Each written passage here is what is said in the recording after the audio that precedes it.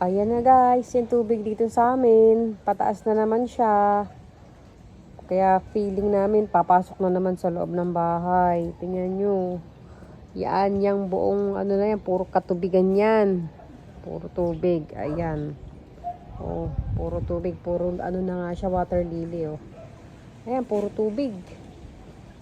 As in talagang, puro tubig na. Ewan ko ba, kasi magdamag yung ulan. Diyos ko, wala nang katapos ng bahato.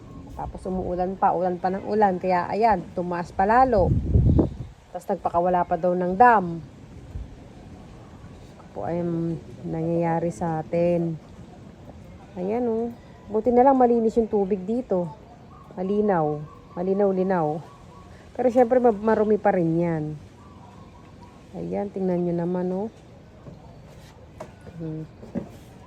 Yan. Oh, yung saging lubog na. Yung mangga ko dun, wala na, lubog na rin. Kita nyo yan, oh, puro katubigan yan. Yung bahay namin, napapalibutan ng katubigan. Ayan. Napakaswerte nung matataas yung lugar sa amin. Mababa. Napakababa. Buti na lang nailigas na yung mga sasakyan. Ayan, oh, yung parking yan, may tubig na rin.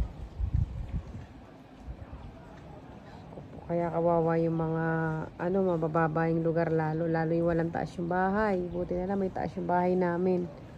Diyos ko po, ano ba yan?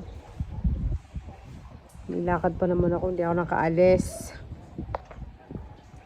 Okay lang, tiyaga lang tayo sa bahay muna at least safe, diba?